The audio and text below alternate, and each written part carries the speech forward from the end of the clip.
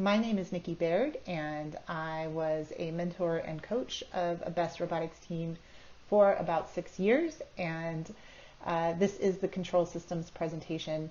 This is definitely one of the more technical presentations. However, for those of you who are not technical, be assured this is almost literally plug and played. I am not a technical person and managed my way through these control systems for all 6 of those years, 3 very heavily involved on the engineering side.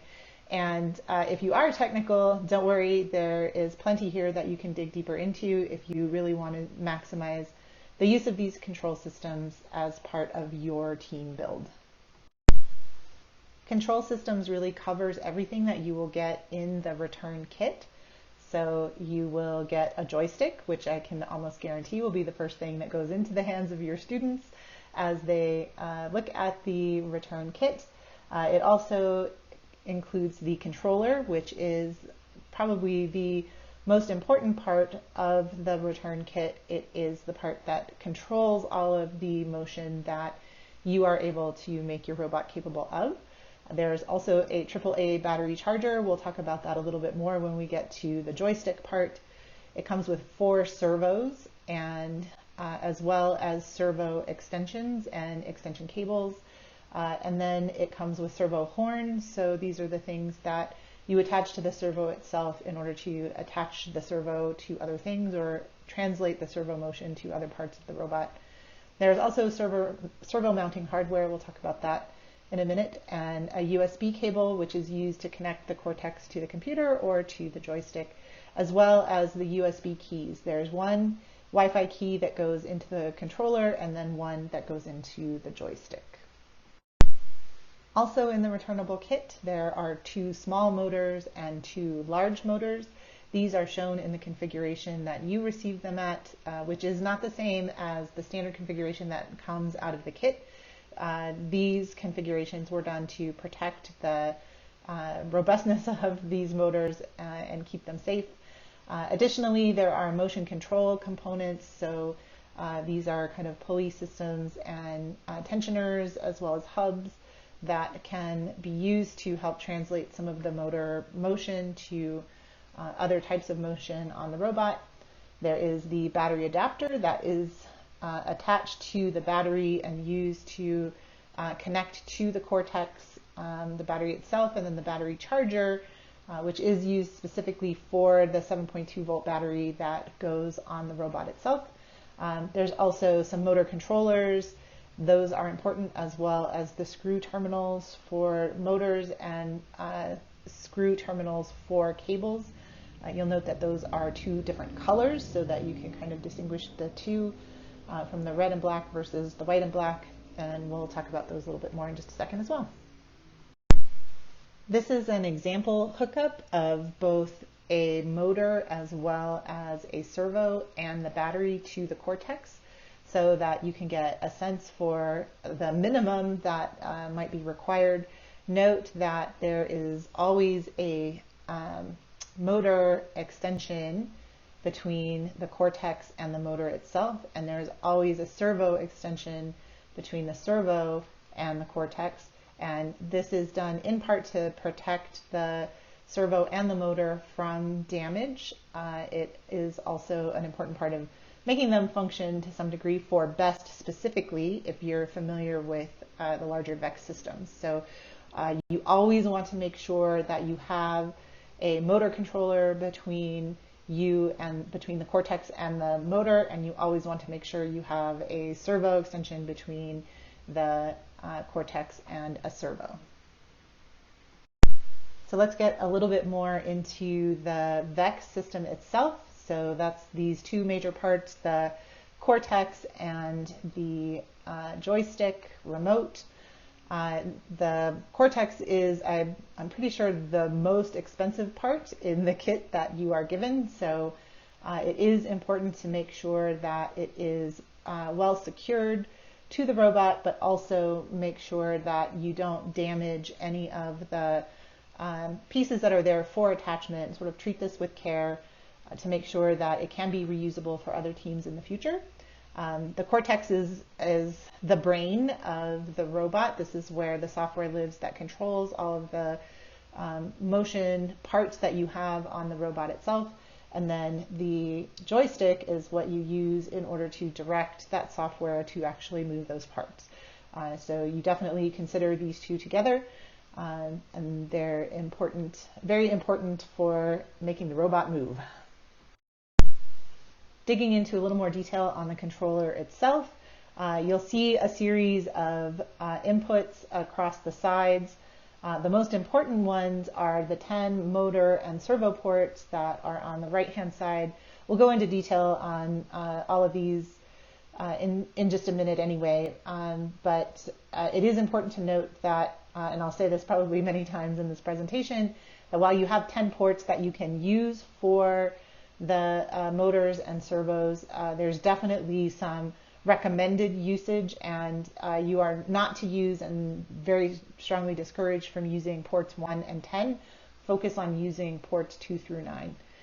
You'll see the Wi-Fi key here is black, but the black ones are no longer used. They've upgraded the Wi-Fi so that there's less interference between the multiple Wi-Fi connections that are on a game field. And then there's some system indicators down the side. We'll go through those in just a second as well. This is a better look at the joystick, both the top and the front. The Wi-Fi key actually slides in underneath, so it's not well pictured here, but where it says 2-axis accelerometer, X tilt and Y tilt, it really kind of goes in along that bottom curve of the joystick in order to connect the joystick to the Cortex. There's 2 XY analog joysticks, there's 8 buttons on top. There are 4 buttons on the front, 2 on the right and 2 on the left, and that's also where the power switch is, as well as you will find the programming interface for if you connect it directly in an analog way to the Cortex. The joystick takes 6 AAA rechargeable batteries. It does eat batteries if you leave the power switch on. It's definitely something that's important among the team to make sure that they are aware of power and the charging of batteries, and that they have a good supply of rechargeable batteries, because that is definitely something that you don't want to run into where you really need to use the controller and the joystick and the batteries are dead.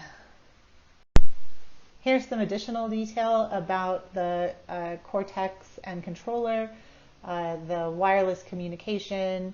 The 2-wire proportional motor control outputs are the 1 and 10 on that Cortex that I talked about that we don't use. The servo motor outputs are the 8 that are in between, so slots 2 through 9 in the motor portion of the controller. And then there you have some options for how you actually load the program onto the Cortex, and we'll go over that in just a second. And then as well, there is a built-in resettable fuse for overcurrent. I've never encountered that, so it doesn't mean that you can't, but I will say that my team's always stretched the power and voltage options that we had to the limit. So it is certainly possible. It's powered by the single 7.2 volt RC Hobby battery. The battery also must be well secured on the robot. It's probably one of the first things that you need the team to think about. Don't leave that as an afterthought. They should be designing where the battery goes as part of the robot design, because it's certainly something that could disqualify you if you do not secure your battery well. Plus then your robot won't run. This is the more detail on the ports available on the Cortex. Again, the USB key plugs into the Cortex on the top. If you were holding this in your hands, it would be with the USB key pointed down basically into the slot. And then there's some connectors that are on the left-hand side around the analog in and the digital in out, and the speaker port is labeled SP. We'll go over what the lights mean right underneath those ports. There's the standard serial interfaces, and then also the most important ones are the ones where the motors and the servos go, and those are again 2 through 9 on the motor connectors. Don't use 1 or 10. And as well, there'll be more advice here on how to leverage these particular slots, but you always want to have the servo connector, the extension or the motor extension that has the little servo controller or the motor controller on it.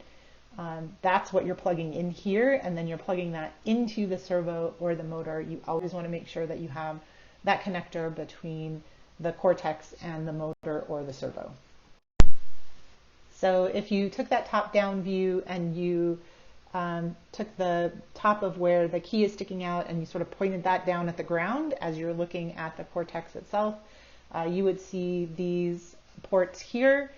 There's the main battery port and the on-off switch, which always make sure that it is on when you want it to run. But that's where the battery plugs in. We don't use the 75 megahertz interface ports, and only the configuration switch is really only used for special procedures. And then there's a backup battery port for Wi-Fi communications, but again, that is rarely used. So when you are connecting motors and servos and sensors to the Cortex, then these are the slots that you want to use, and these are the configurations that you want to look for. So always the ground, always some kind of power, and always signal control, and you can see that they're oriented towards the middle. So the signal control is always closest to the center of the Cortex itself. So on the motors, it's oriented one way, and on the other side, it's oriented the other way. And again, you can see the difference in 1 and 10, where it really only has those 2 ports, and that's why those are not used, and you focus on 2 through 9. So some of this advice I've already covered before, but just to hammer it home, don't use motor ports 1 and 10. You do connect them via the 3-wire external motor controller, and again, you always want that motor controller between the motor and the Cortex. And then there are those 2-wire screw terminal cables that you can use. And then the motor ports that you use 2 through 9, you do want to spread those evenly between ports 2 through 5 and 6 through 9. So don't load everything up into 2 through 5. If you're only using those 4, then you would want to use like 2 and 3 and 8 and 9 or something like that to make sure that you kind of evenly divide the power consumption between those 2 sets. Some additional notes to keep in mind. So the servo and motor ports, as I said, are divided into 2 banks. You really want to focus on 2 through 5 and 6 through 9. This is where amperage comes into play in terms of the draw of the motors and servos on the batteries. That was always beyond me, but for anybody who is electrically engineering minded, you can always kind of set them up for understanding those aspects of how the motors are consuming battery power. I will say that there was one year that my team came up with a design that pretty much sucked battery about as fast as you possibly could, and they probably should have done the work to understand just how much they were drawing in each of the 3-minute rounds. But it takes a lot of effort to get to that level where you could draw that much power that you would drain the battery before the 3-minute round is over. But again, you really only want 2 motors plugged into ports 2 through 5 and 2 motors plugged into ports 6 through 9. Do not use port 1 or 10. Also, you'll see the motors in just a minute in a little bit closer detail, but there is a sheet metal shield that is around the large motors, and you should not remove that shield. In fact, you shouldn't really do anything to physically alter any of these parts except for the servo horns. We'll talk about that in just a sec. So here is an image of both a small motor and a large motor in the Rocky Mountain and Front Range Best configuration, where the cables are already attached, soldered, and sealed against the terminals on the motors themselves, and then the wires are wrapped around and zip tied to the motors themselves. This is to prevent any tugging or pulling or breakage of the terminals that are on the motors. So this is to protect the motors. Don't cut the wires, don't remove the wire ties. If you really are in a situation where you feel like you need to do that, you probably should contact the hub and tell them what you're planning on doing and why, and just make sure that it's okay. Just be extremely careful. The terminals do break. They're kind of brittle. So that's why this configuration is here, is to protect them for you. And also I would say it's a troubleshooting area where if you are having problems with a motor that is operating, you do want to include as part of your troubleshooting making sure that these wires are still solidly connected to the terminals, or that nothing has happened to the terminals themselves. Motors must be mounted with the VEX motor mounting kit that is provided. The mounting kit is considered to be consumable, so you can alter the plates that are the motor plates for mounting. And you can see both the small plate and the large plate here. So the large plate has the large hole, and the small motor plate has the two small holes in the center.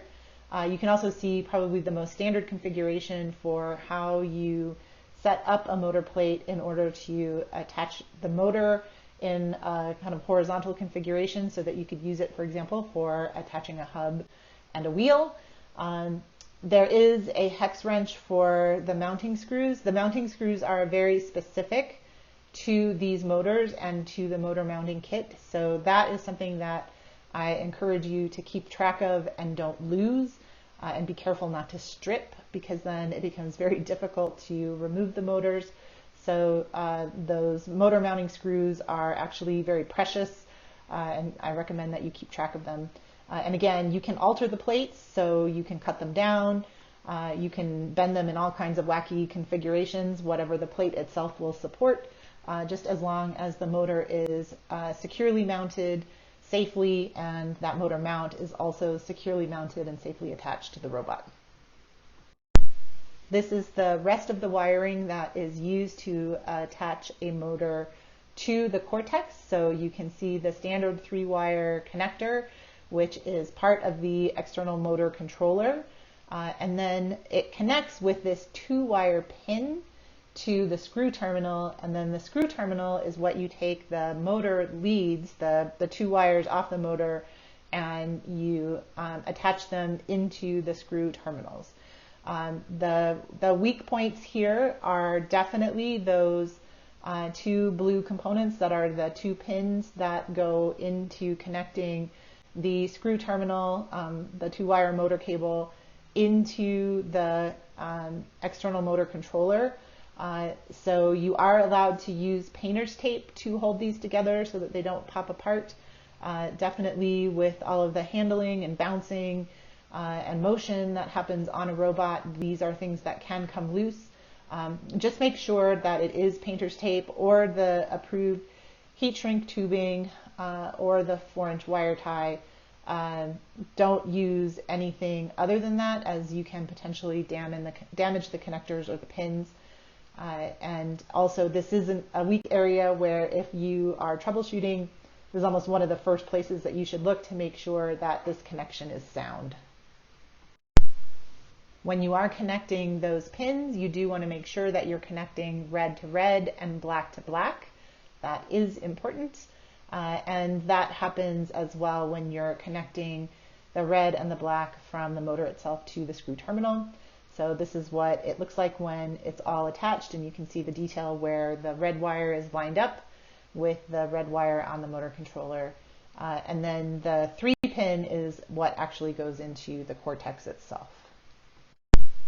And then the servos are very similar. Servos have a maximum 120-degree rotation, so that makes their usage limited and different than how you can use a motor, which is the 360-degree continuous round and round.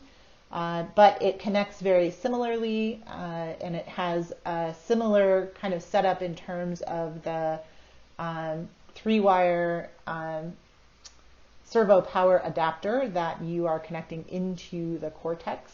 And again, just like the motors, these only go through into ports 2 through 9 on the motor section of the Cortex, and you want to balance these across the 2 through 5 and 6 through 9. They do come with a set of servo horns, and those servo horns can be modified. So if you need to cut one down or something, then you can.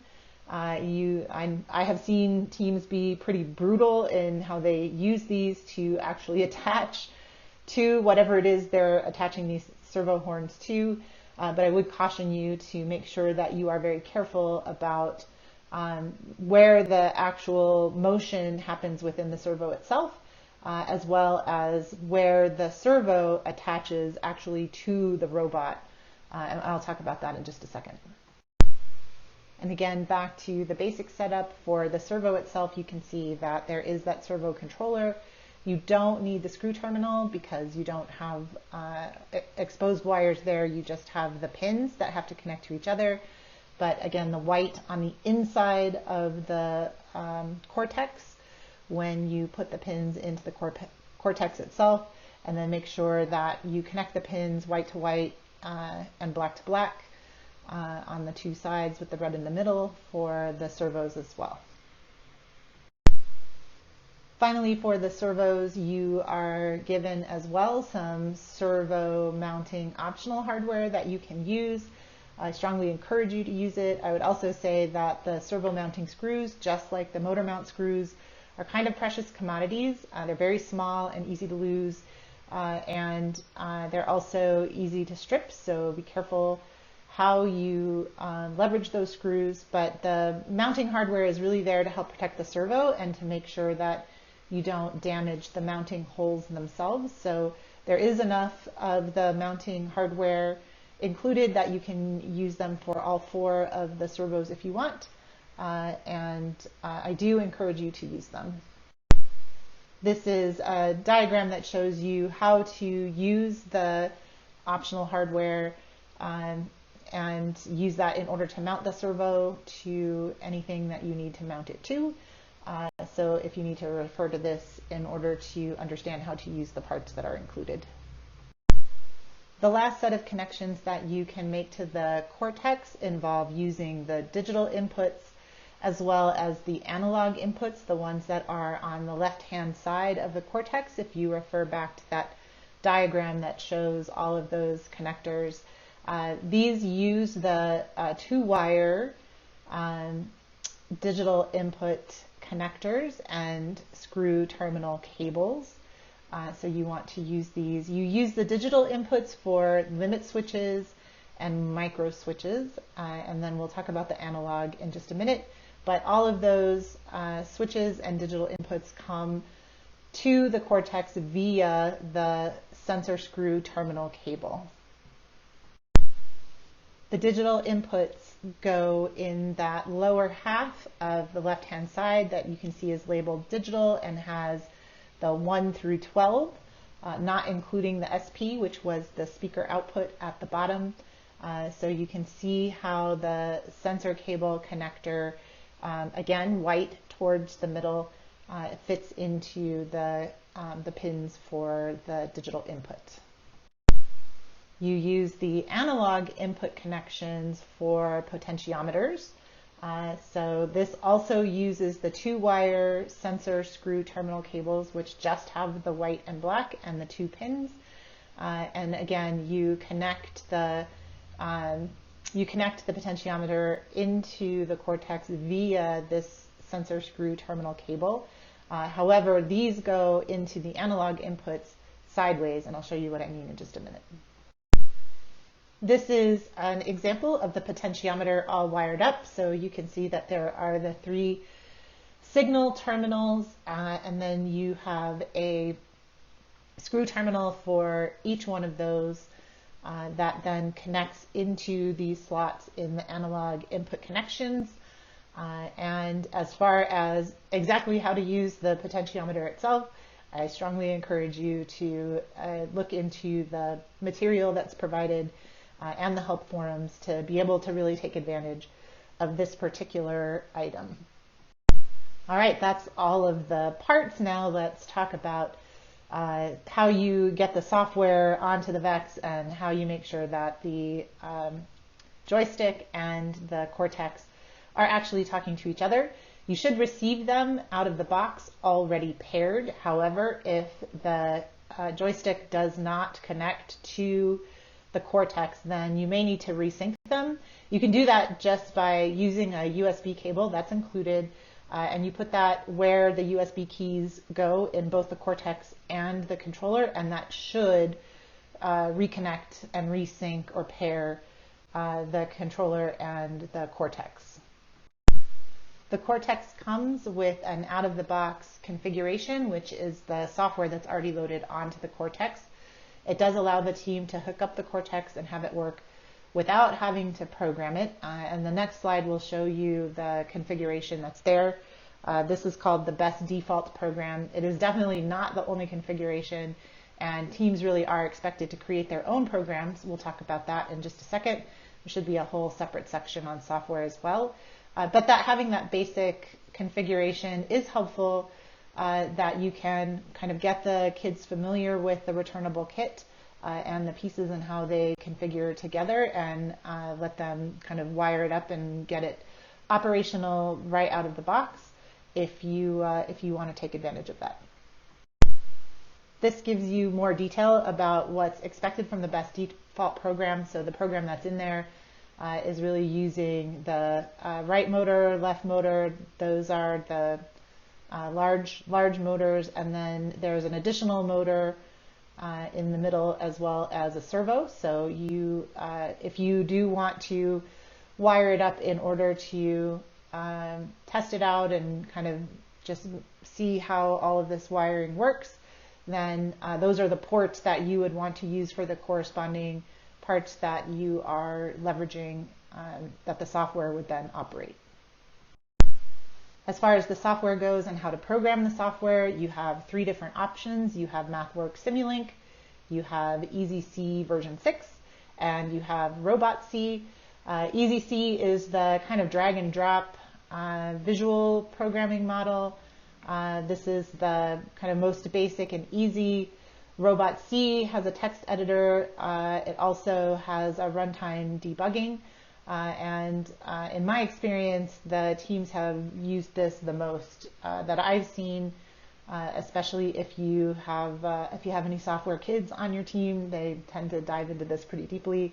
Simulink is a graphical programming and modeling environment, and it will actually show you what you are programming and what the robot will do before you download it into the Cortex. This is definitely the most sophisticated. There are opportunities sometimes for additional awards that you can win if you use the Simulink method of programming, or if you use that alongside of RobotC. So if that's something where you have some expertise or some interest in developing that expertise, I definitely encourage you to look into the Simulink options as well.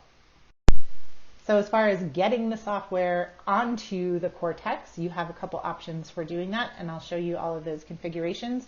The first one is the most straightforward. You have USB, and it's the same USB that you would use to resync the joystick to the controller, to the Cortex.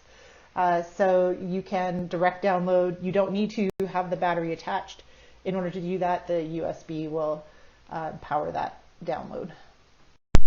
The next option is a little bit more sophisticated. It is a tethered option where you actually are connecting to the joystick, and then through the joystick you're connecting to the Cortex. This does allow for some more advanced debugging, which might be one option why you would want to use this particular setup.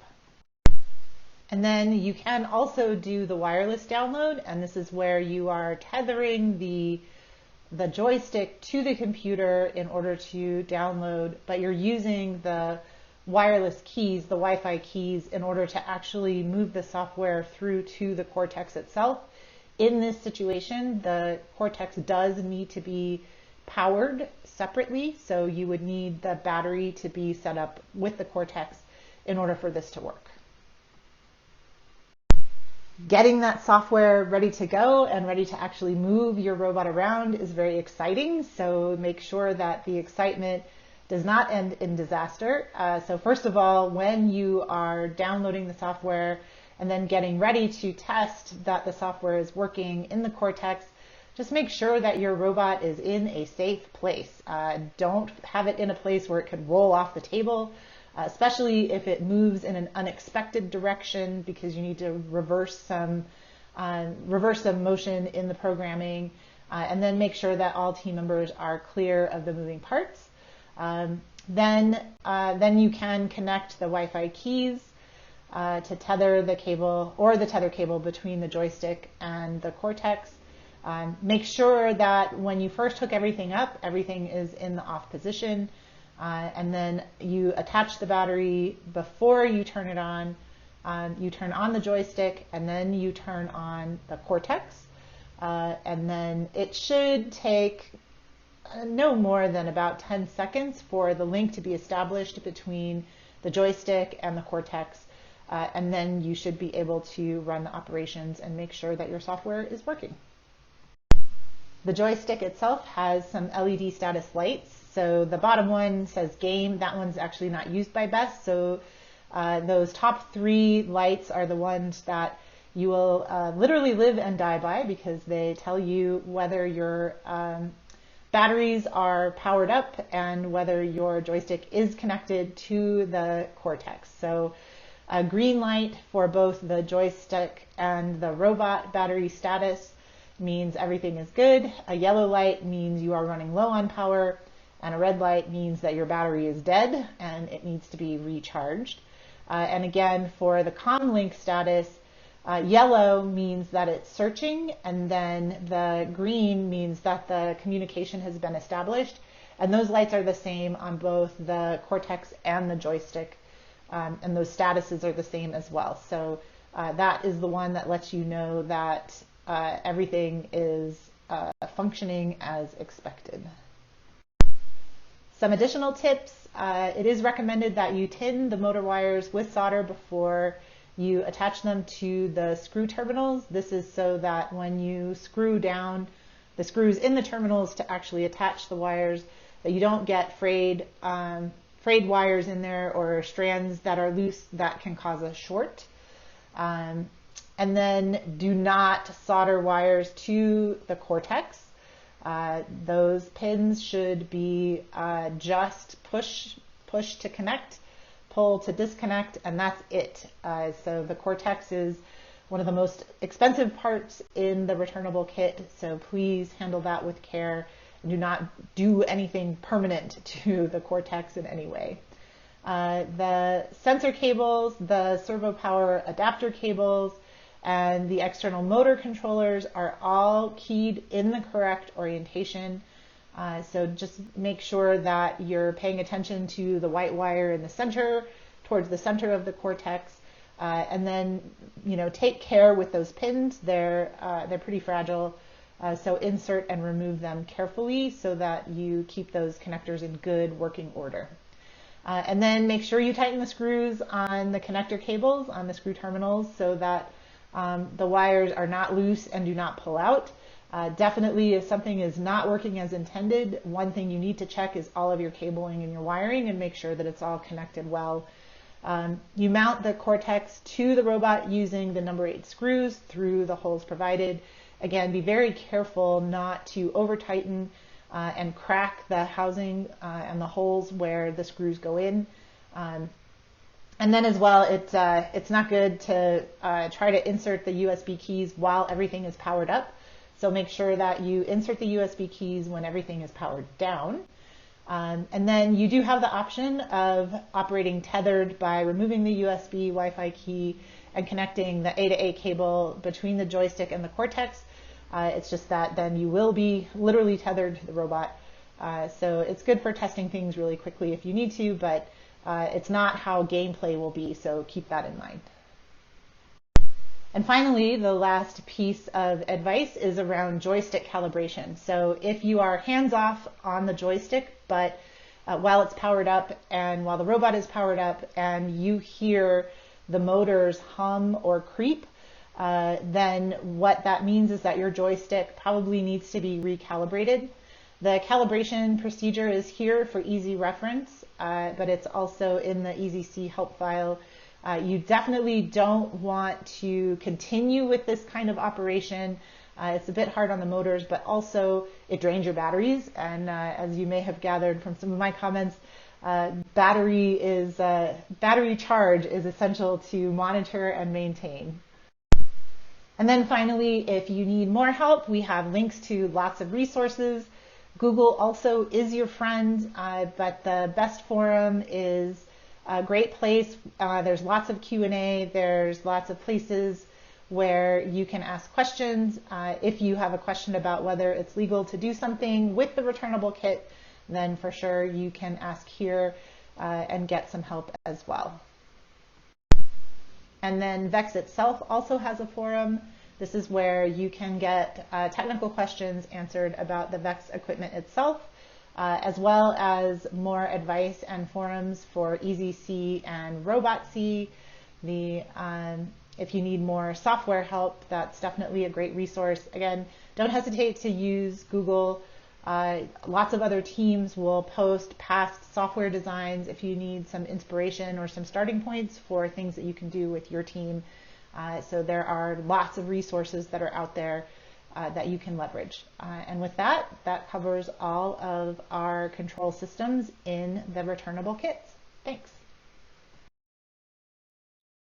Hi, this is the Critical Design Review Kickoff presentation for Made to Order, and we will have your slides available to you in your National Registry and also a link or links to the breakout session playlist on our YouTube channel.